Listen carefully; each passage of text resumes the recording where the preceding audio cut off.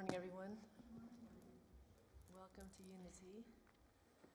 We're just going to come into the presence of this room and leave the world outside these doors and give yourself the blessing of this time to remember the truth of your being and get in harmony of this higher nature, this higher consciousness that lives within you, and shed the things that no longer serve, the limitations of thought, mind, and being.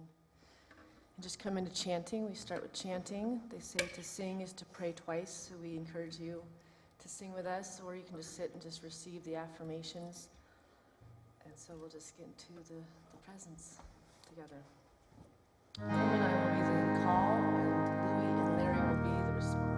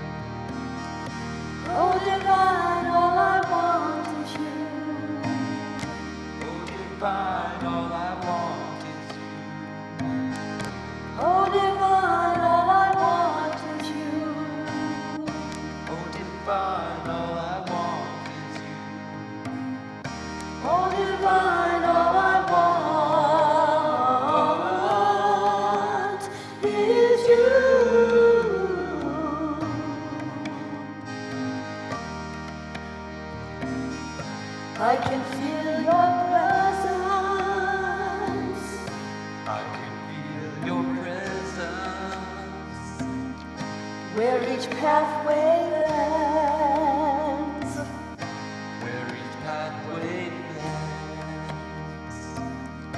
I can see you smiling, I can see you smiling through the eyes of friends, through the eyes of friends. oh divine, all I want is you, Oh divine, all I want is you. oh divine, all I want is you, Oh divine, all I want is you. oh divine, all I want is you.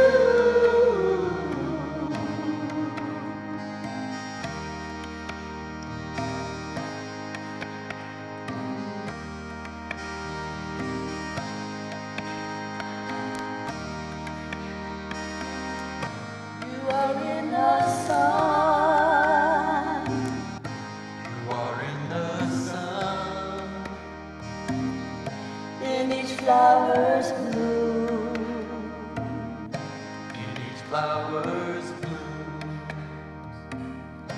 You are in my heart, You are in my heart, in this very room. in this very room. Oh divine, all I want is you. Oh divine, all I want is you. Oh divine, all I want is you. Oh divine, all I want is you. Oh divine, all I want is you.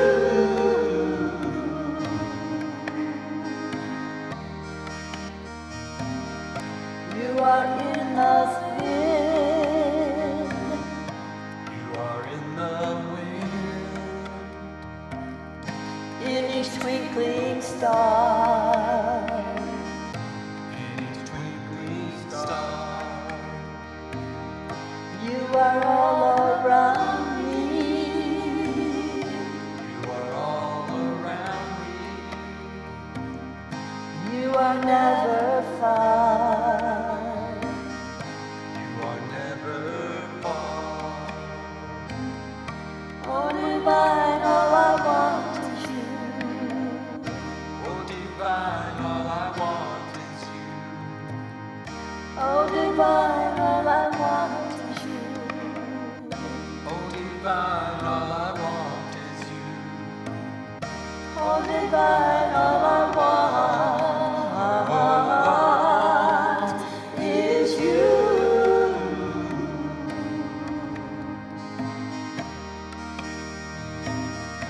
You are in the mountains, You are in the mountains, laughing in each brook. laughing in each brook. You are peeking at me, You are peeking at me everywhere I look. everywhere I look.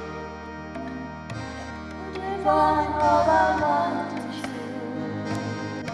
Oh divine, all I want is you. Oh divine, all I want is you. Oh divine, all I want is you. Oh divine, all I want is you.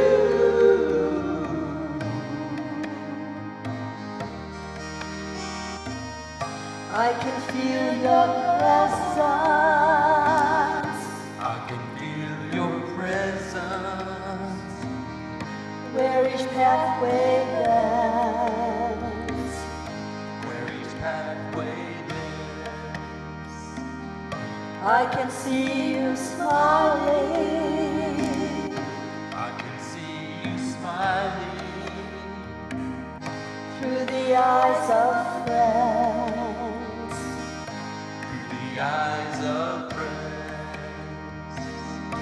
Oh divine, all I want is you. Oh divine, all I want is you. Oh divine, all I want is you. Oh divine, all I want is you. Oh divine, all I want is you.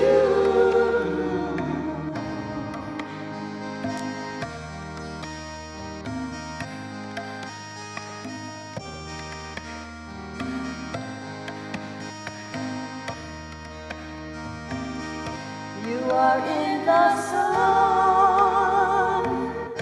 You are in the sun.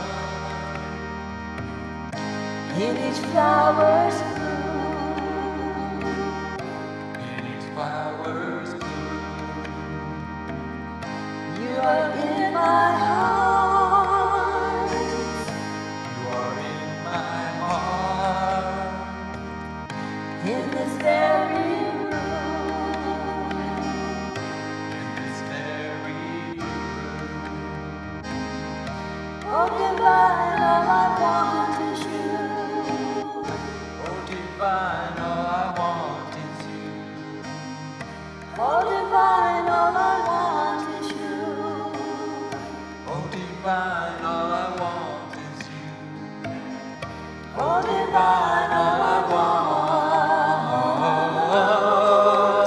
want is you.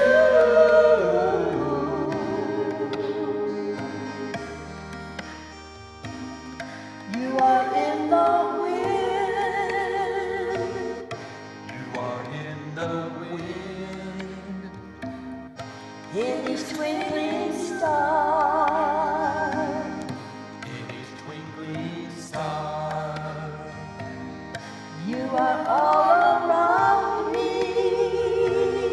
You are all around me.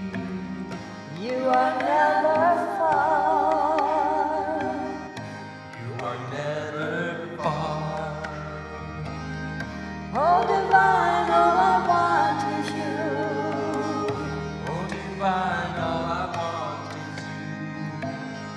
Oh divine, all I want is you. Oh divine, all I want is you. Oh divine, all I want is you.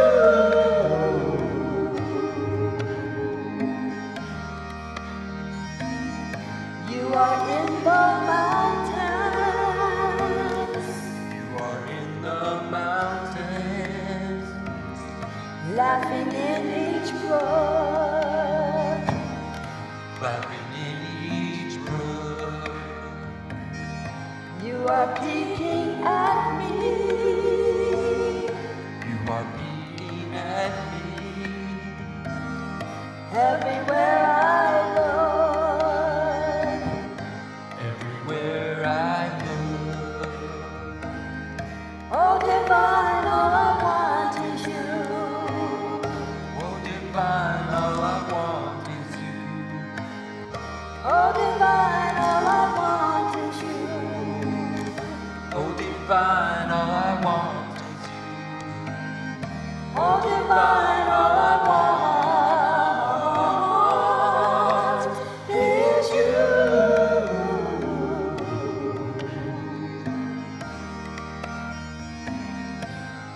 Feel your presence. I can feel your presence. Where each pathway bends. Where each pathway bends.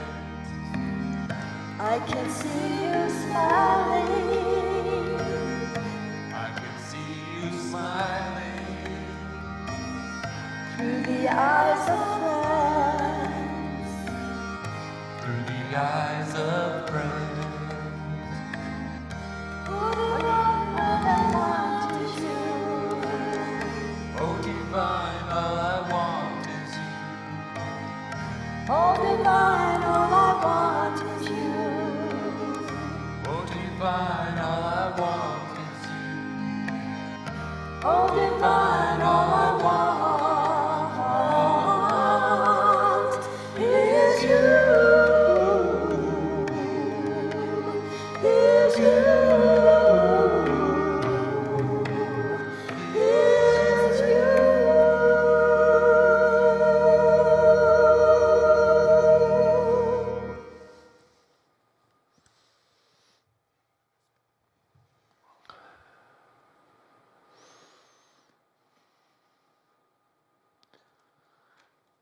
Just a reminder, we need a couple of volunteers to help clear the altar after the service in preparation for the next service. That's appreciated to all of you that are doing that. Freedom of speech. Freedom of speech is an inalienable right. It's guaranteed by the Constitution of the United States that each person has the right to speak his or her mind. But is there such a thing as free speech? Or does some speech have a cost? It can cost loss of friendship, cost hurts, animosity. When you get right down to it, speech, the words we speak, the words we take in, are good or bad accordingly. And so it's incumbent upon us to become more awake or conscious of what we say.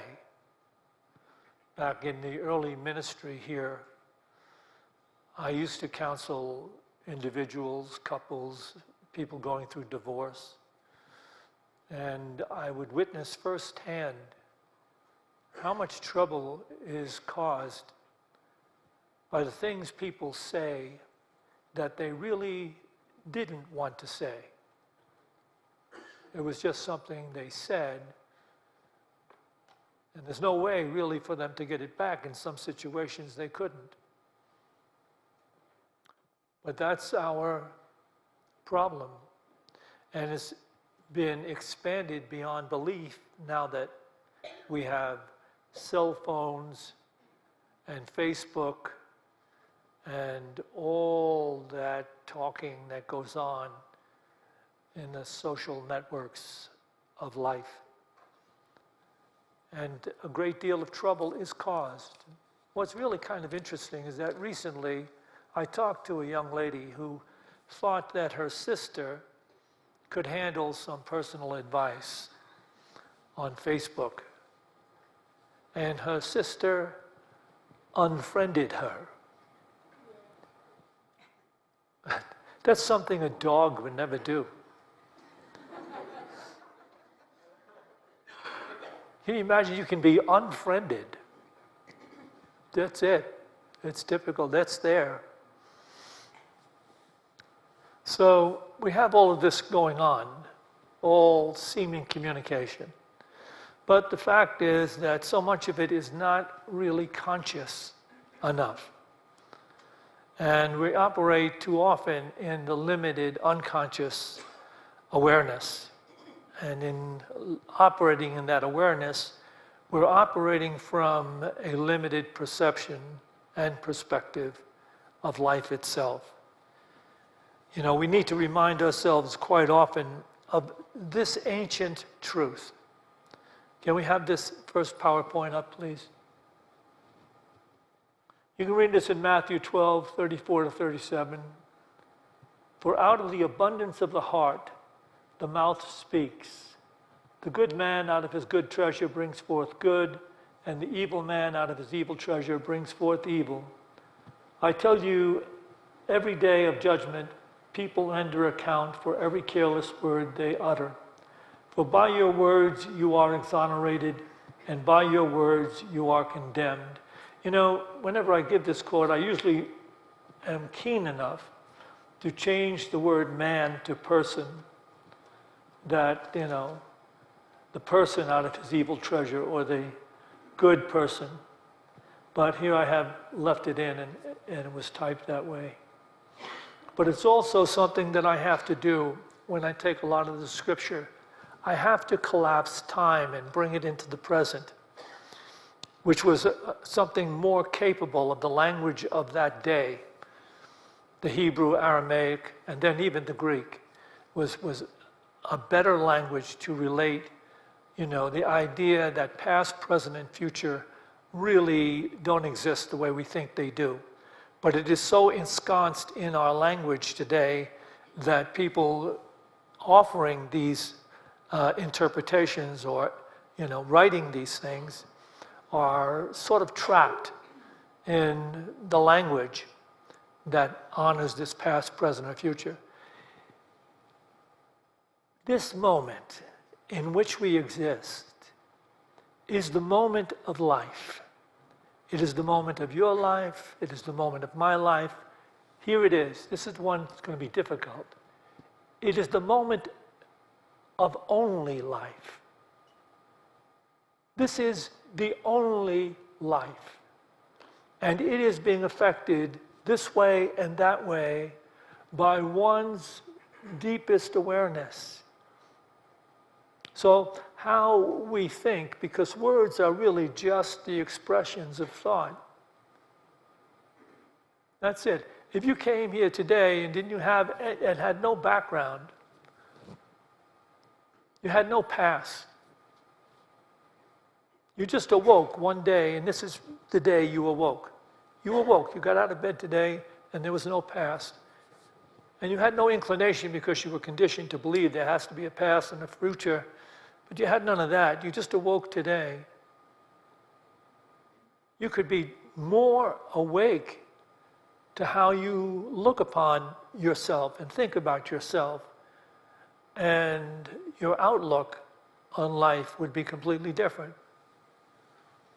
We're so conditioned to the illusion that somehow or other the past has to be remembered and honored and dealt with. Yes, that is a good idea. It's a good idea from the limited initial state of consciousness in which we are born and raised to develop an idea of self. We look upon our past and history and we try to correct the mistakes that might have been made in the past or in the history. But when you wake up, you will know that it is all simply conjecture. The way things happen are interpreted according to whoever is looking upon it from his own possible jaded perspective or point of view, what he or she wants to have happened this way or that way. The past is just a complete, unending conjecture of limited awareness. So here we are,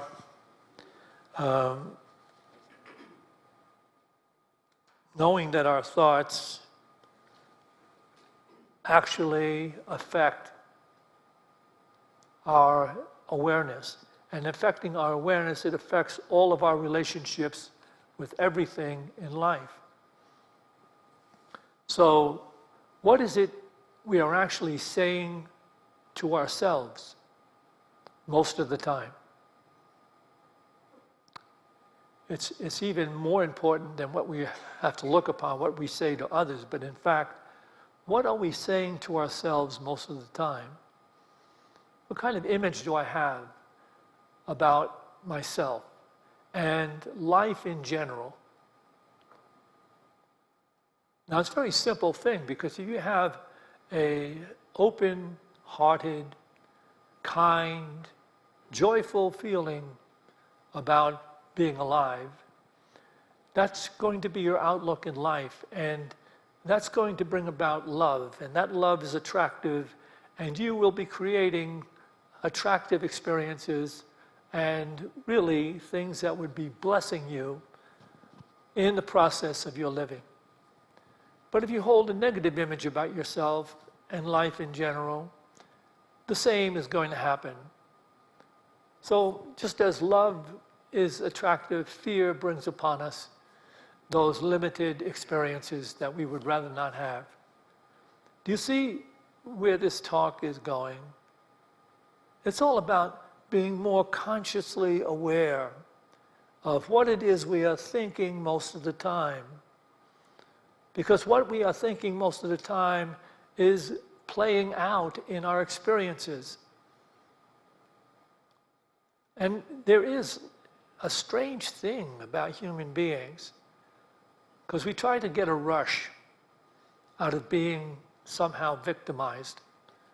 It seems it's easier for most people to talk about some negative experiences or conditions, and people are drawn into it. And there's like some strange rush. I think it's an adrenaline rush. That's really what all of these talking heads in the media are about. If they can get your adrenaline going about something, you know, you feel, oh, I'm more alive today because I have this adrenaline going. But you're not truly alive. You're only existing. And you're being tossed to and fro by every changing tide of circumstances, because our calling is to transcend the ego-centered illusion of life. That's our calling. If you want to enter the consciousness of God, if you want to come to life and true life, if you want to do that, you have to transcend existence. Existence is being here and figuring out how you're going to respond to all of this and that and more, and what's going on and what happened before. All of that simply holds you in bondage to a limited definition of self. And you can transcend that. If you get seriously involved in the spiritual work, you can find yourself into a joyous, beautiful, health-filled place.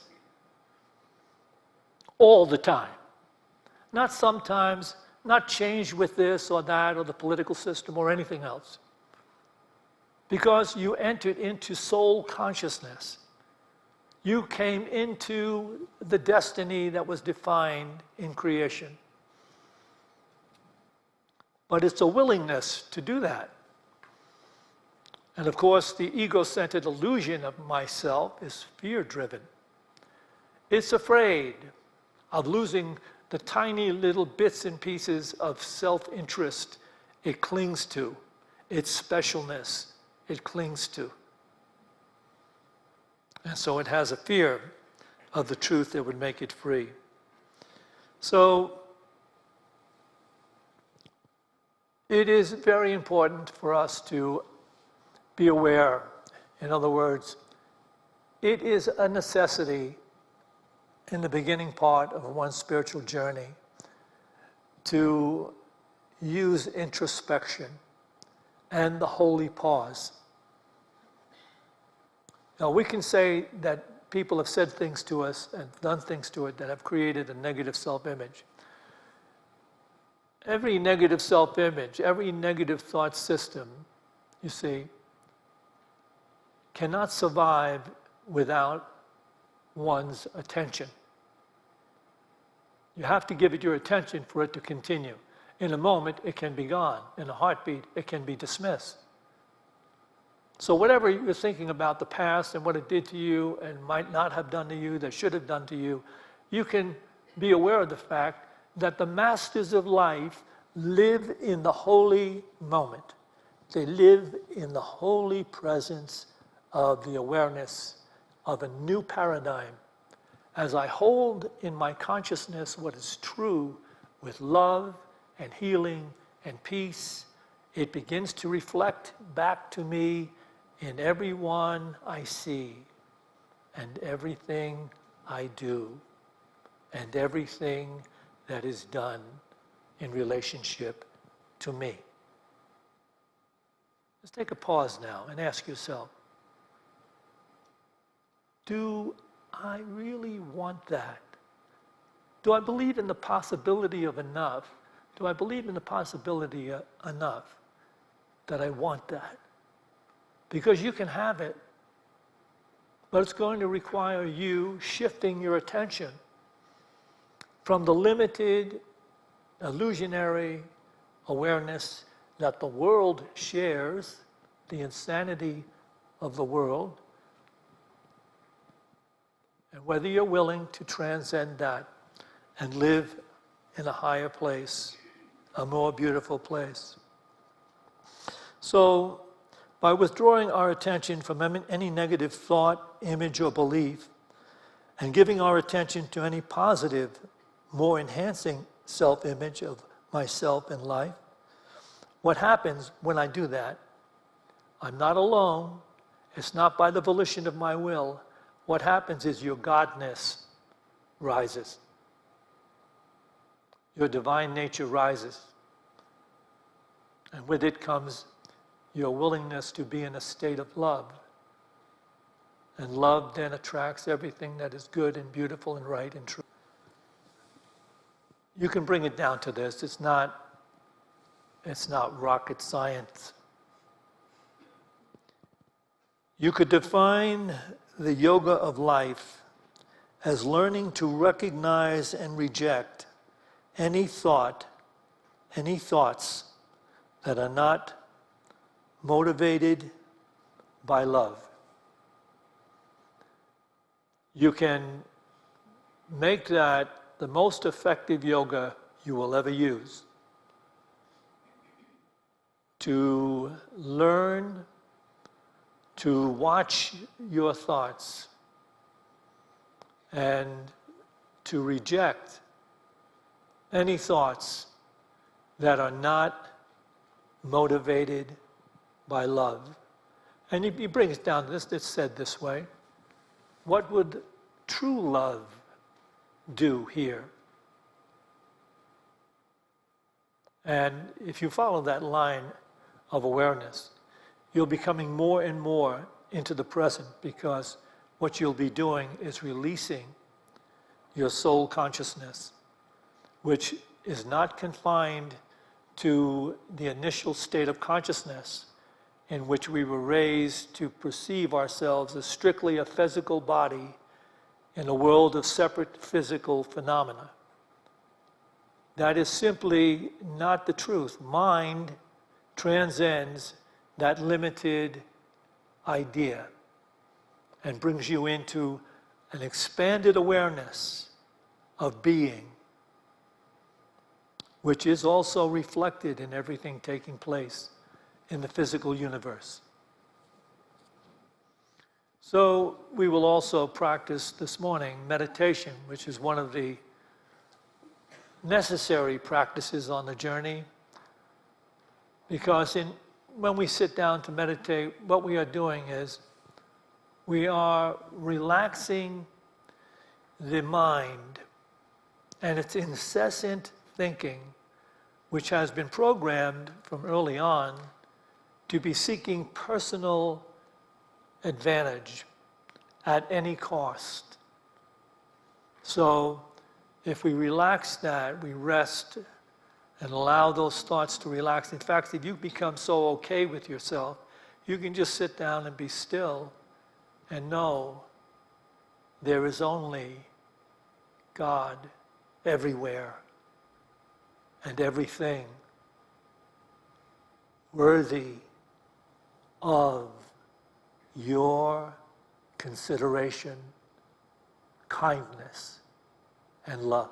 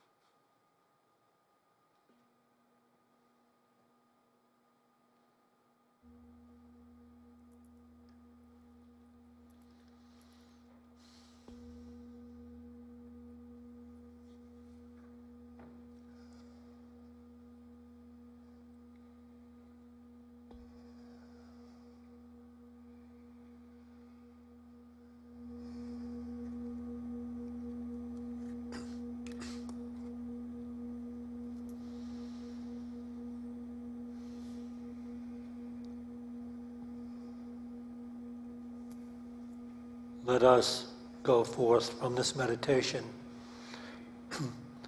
with a keen awareness of the daily necessity for introspection and the holy pause. In the introspection, we can embrace the Sufi truth.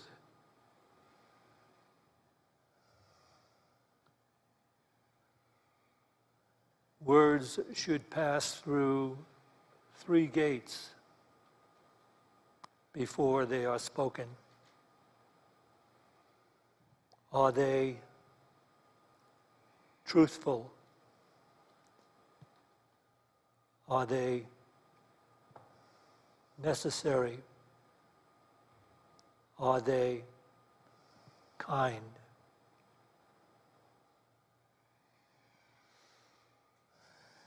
And so, for the opportunity to practice the truth,